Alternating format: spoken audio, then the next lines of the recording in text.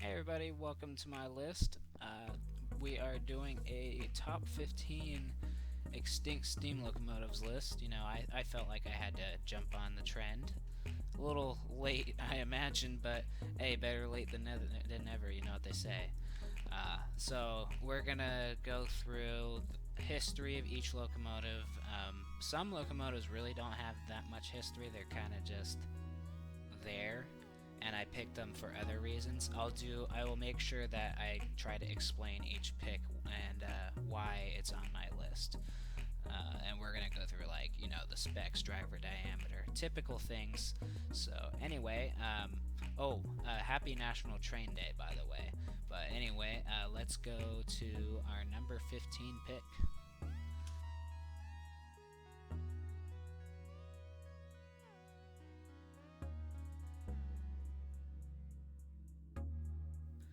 Alright, so on our number 15 spot, we've got the Lackawanna Hudsons. 5 of these bad boys were built by Alco Schenectady Works in 1937.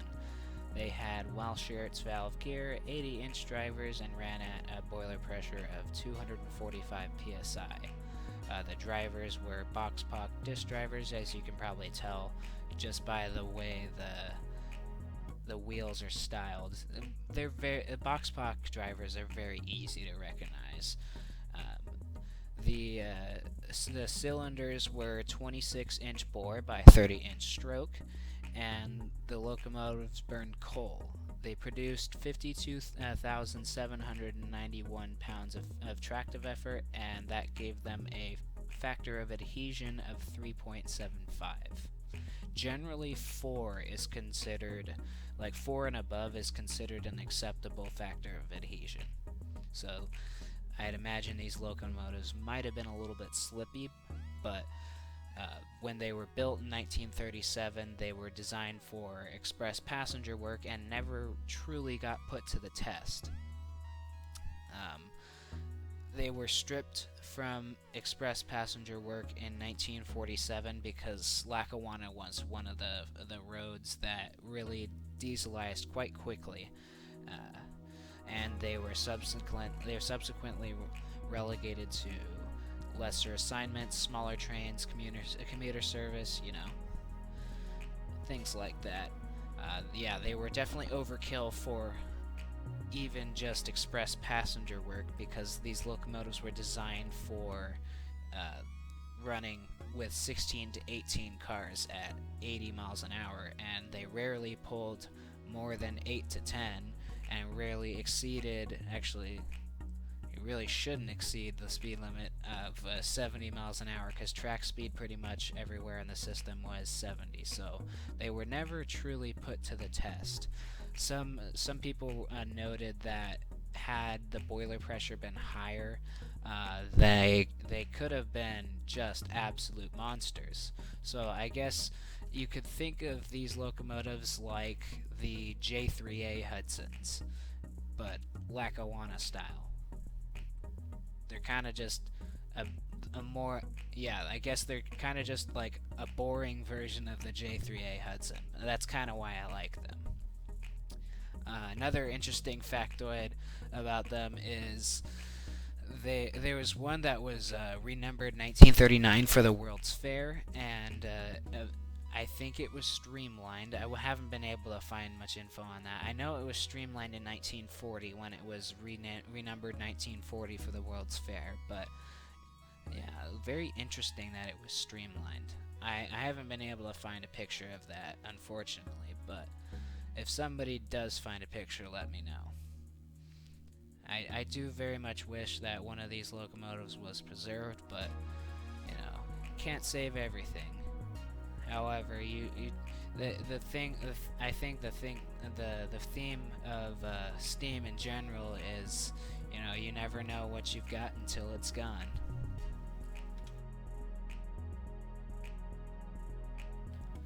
Alright, so for our number 14 spot, we've got the PRRT1. Now, 52 of these were built. The original 2 were prototypes built by Baldwin, and then subsequently, the rest of them were built in batches, I guess you could say. They alternated between the Juniata shops that Pennsylvania Railroad's own shops, and then they between Baldwin and the Juniata shop. So some were built in Juniata, some built at Baldwin, and I think there was a total of 5 batches. I'm not sure though. They were built around 1945-ish, and most were retired by 1956. They were equipped with Franklin Type B1 poppet valves, 80-inch box-pock drivers, ran at 300 psi boiler pressure, produced 64,653 pounds of tractive effort, and they had 19.75-inch by 26-inch cylinders. All that gave them a factor of adhesion of 4.33. So, I know the T1 gets a bad rap for wheel slip and everything, but it's truly not the locomotive's fault entirely, because if you look at the streamlining, I mean, come on, how can one expect maintenance to be easy? It wasn't. Raymond Loewy obviously did not think about maintenance when he made the shrouding for the T1, unfortunately. So that was one of the things that contributed to the wheel slip. The factor of adhesion of 4.33 is pretty good, so we can say that weight distribution was less of a factor than everyone thinks it is. I would agree that it is still a factor, but it's definitely less of a factor than everyone says it is. The other thing is Franklin Type B1 poppet valves were absolute garbage because Franklin didn't know how to make Caprati valve gear for the life of them. This was proven both times in the New York Central Niagara, the S2A version. There was only one built. It was 5500, and it was fitted with Franklin Type A poppet valves, and they sucked because Franklin had no clue what they were doing.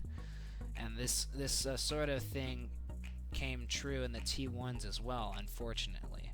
But that's why you see the difference between these two T1s right here, with the T1 Trust, who thankfully is bringing back a T1 from the dead, so this class is not going to be extinct forever. You see kind of by the drivers over here, you see like a camshaft. That's because these were this is Franklin Type B2, this is rotary cam poppet valves, this is oscillating cam. It sucks. So, definitely wish that more were preserved, but at least we're still getting one. I just realized I forgot to mention why I put this locomotive on the list. I put it on the list because I think it's something unique, you know. There's nothing else quite like it. It's ugly, in my opinion. I don't like how it looks, and there's nothing else quite like it out there that can be that ugly. So I for that reason I put it on this list, and I also think the duplex drive design is just different, you know. It's very different, and part of me also knows that it's going to be funny when the T1 doesn't break Mallard's record, but they're going to try, and I bet they're going to get close, but they won't break it because poppet valves. But yeah, anyway, on to our number 13 pick. Alright, so for our number 13 pick, we have the Boston and Maine R1 Mountain. Now, I love this locomotive because, number one, I love mountains. Don't know why, just do. And number two, it has Baldwin disc drivers, which is interesting. Also, yeah, number three, look at that tender. That tender's sick. It's kind of like a centipede tender, but not. I'm not entirely sure what the wheel arrangement was. I know it's very unique. It's not like the Union Pacific centipede tenders, but I guess you could say it's kind of like a centipede tender without being a centipede tender. It just gives the look of one, and that's why I like it. Plus, combined with the Boston and Maine paint schemes, it's a really good looking locomotive in my opinion.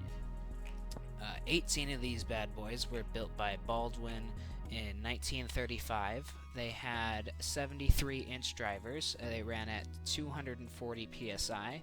They had Walschaerts valve gear, and their cylinders were 28-inch by 31-inch. They produced 67,918 pounds of tractive effort, which gave a 3.97 factor of adhesion. These locomotives primarily did fast freight service, not really much else. And they didn't last very long on the Boston and Maine either. In fact, 13 of them were sold to the Baltimore and Ohio in 1947, while 5 remained on the system, and the last 5 of the class were retired in 1955-56. So, not a very historically significant class, but very, very interesting nonetheless.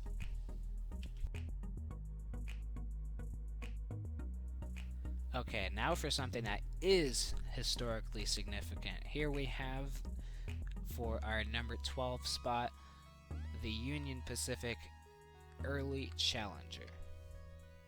Now, I chose this because it's historically significant. It's really kind of just the beginning of Union Pacific's gigantic locomotives. I mean, one could argue that the 412-2 was the beginning, and this is true, but the 412-2 didn't look like this does and wasn't articulated. It didn't have the wow factor and the double exhaust. Sure, it was 3-cylinder and had a different note, but you're not going to be as cool as a Challenger.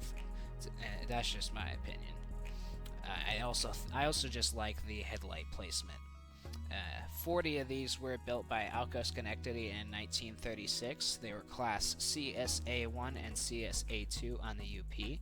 They were designed to put some go fast in UP's freight, because UP at the time was trying to use their 412-2s, which were wonderful locomotives, but they were slow as hell, so they had a problem. What do? They gotta create a fast freight locomotive that does everything better than the 412-2.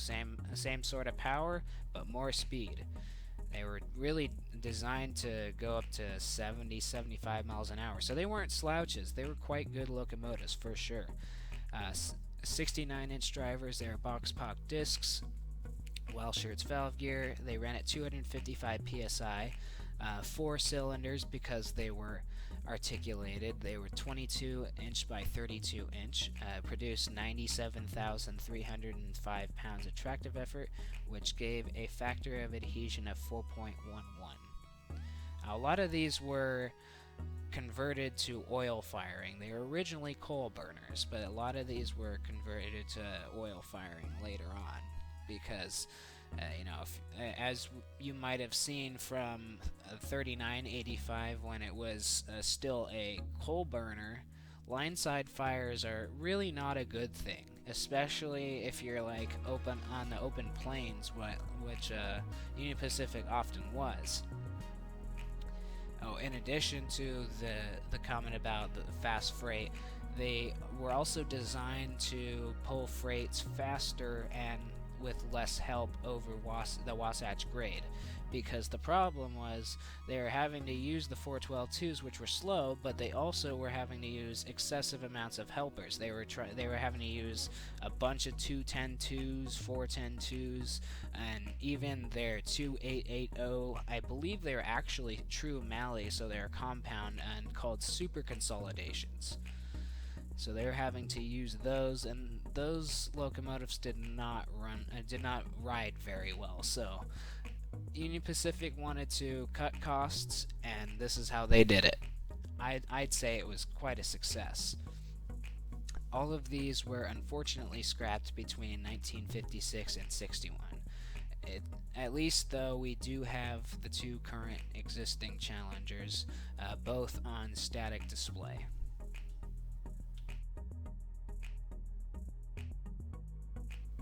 Alright, so for our number 11 spot, we've got the Southern Pacific MT4. Most of these were built by the Southern Pacific Sacramento shops from 1925 to 29, and around 21 were built.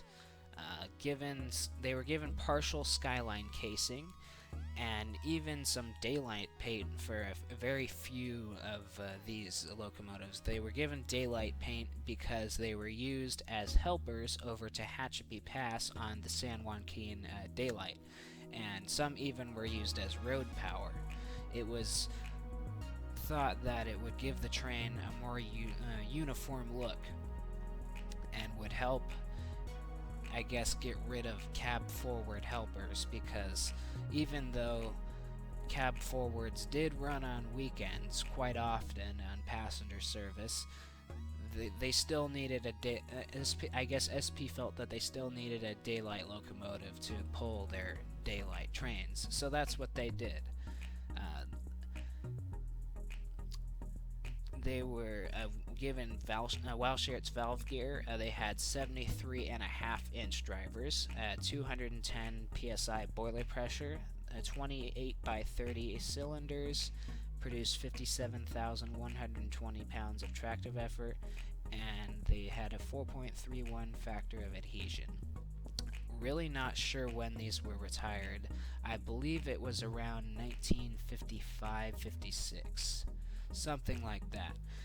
You'll notice on these locomotives, because they're older, they have just standard spoked drivers, which did limit their speed a bit, but a lot of people say that they were quite good in the services that they were assigned to. So, wish one of them would have been preserved, but what can you do?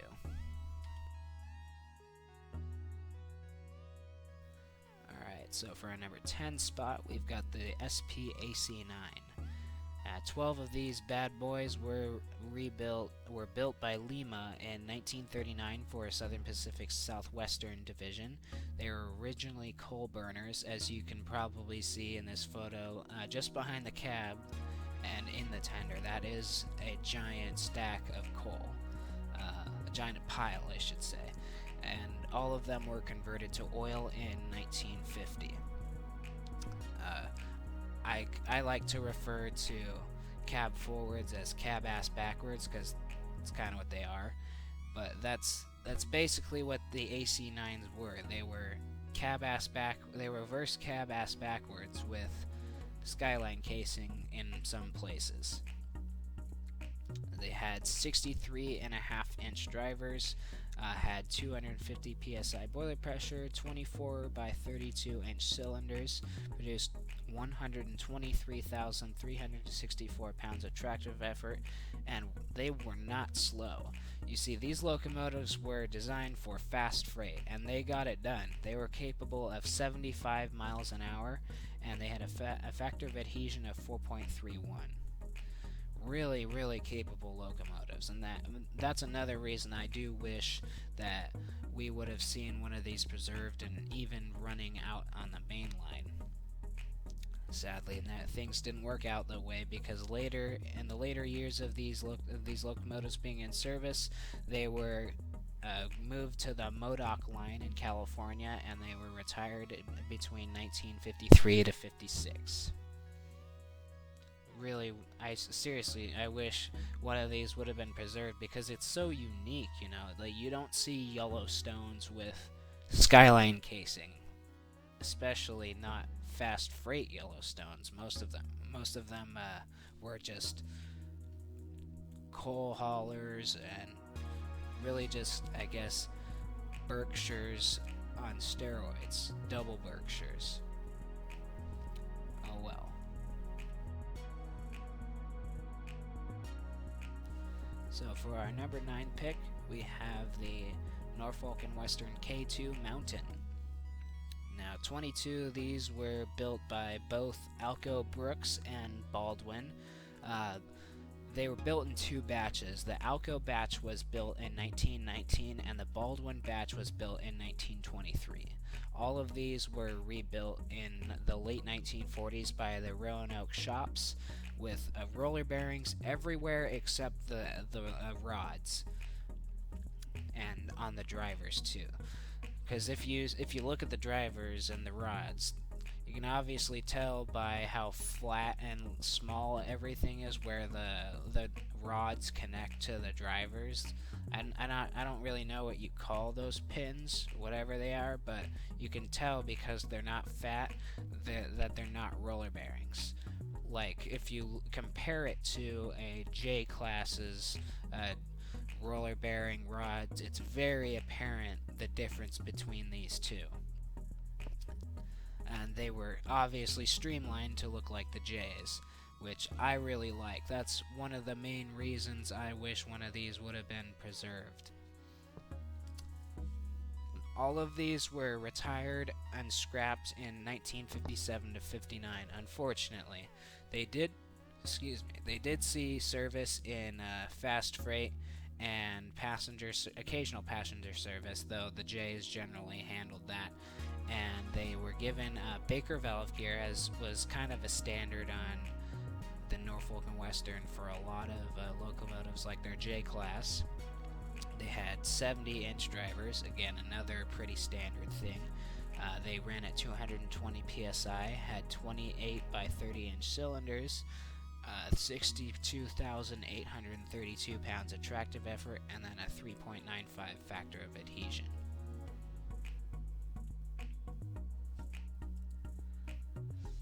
Pretty darn good locomotives. I seriously wish one of them would have been preserved, because a Mountain looking like this, it's I guess you could say it's kind of just a better SP MT4 in every way, and that's really why I like it. Surprise, it's a British locomotive. Haha, got him. No, seriously, this is the British Railways 6MT Standard Class Clan. 10 of these bad boys were built for British Railways in 1951 for mixed traffic service as part of the BR Standard program, and they're built by Derby Works. Now, if you guys aren't familiar with the BR Standard program, I guess you could kind of equate it to our USRA build program. It's kind of like that, but not really.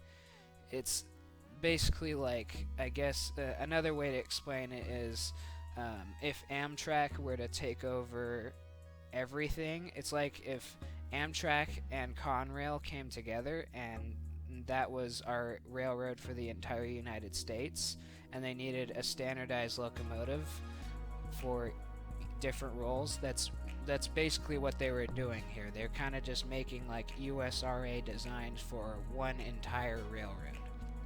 Now, these locomotives were a smaller version of the 7MT Britannia class Pacifics.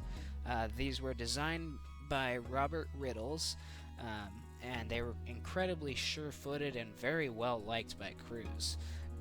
They did quite well in service, and I don't think anybody ever complained about them. The only real complaint was that firemen often overfired them because they were so free steaming.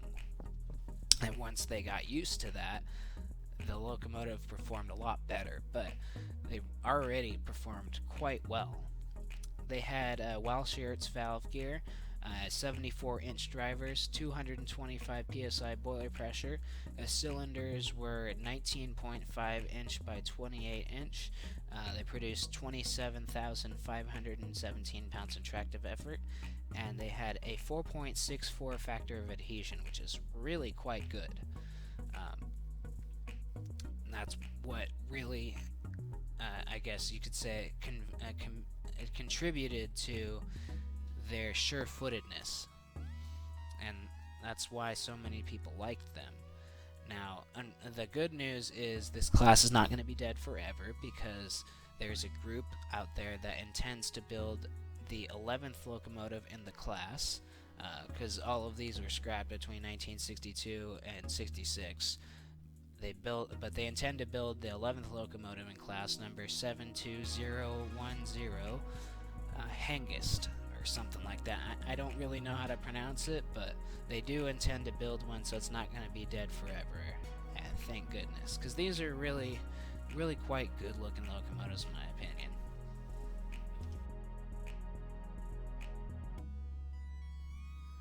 If you can't tell by now, I really like Alco products.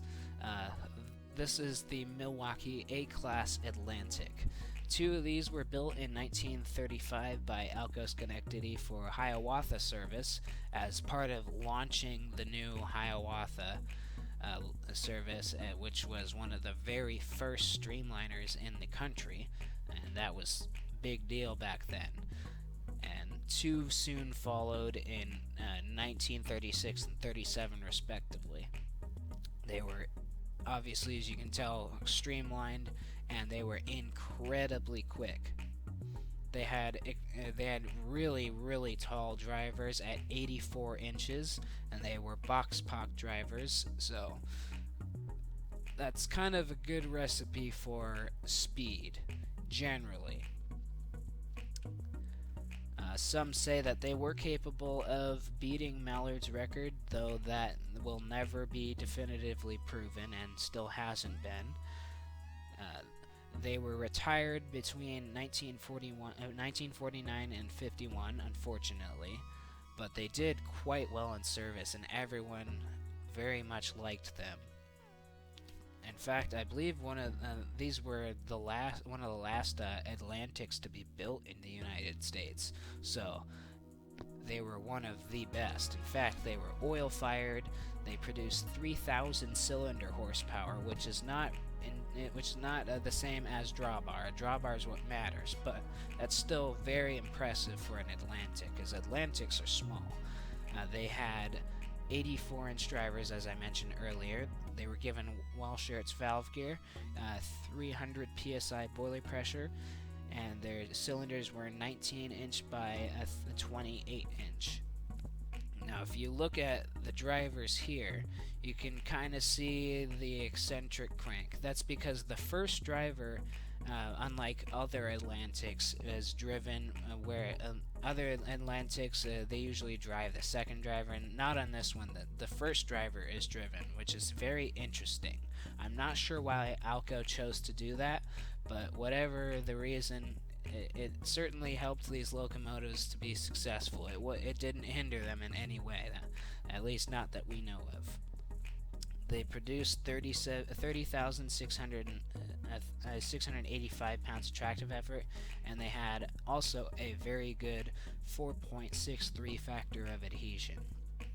I very much wish that one of these was preserved, because I think it represents the zenith in Atlantics, because there's really no other Atlantic quite like this. There's no other speed demon Atlantic that had super tall drivers, 300 psi boiler pressure, and to top it off was an oil-fired Alco product. You can't go wrong there.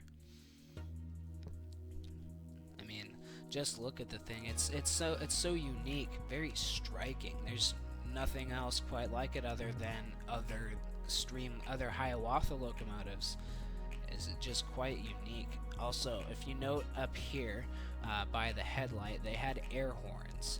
And some locomotives, steam locomotives, did have this. Like a lot of Southern Pacific locomotives had that. The AC9s had them. A lot of New York Central locomotives actually had those. But it gives more of a diesel feel, I guess, in a steam body, and I really quite like that. So I think I'm probably gonna cut this here and cut it into two parts. So this will be the end of part 1, and we're gonna continue with our list then. So if you guys did enjoy watching, thank you, and if you did like it, maybe consider dropping a like and possibly subscribing. I do hope to get part 2 out pretty soon, and hopefully by National Train Day. This should be out by National Train Day. If it isn't, I'm lazy, and I apologize for that, but I will do the best that I can. So I'll see you all in part 2.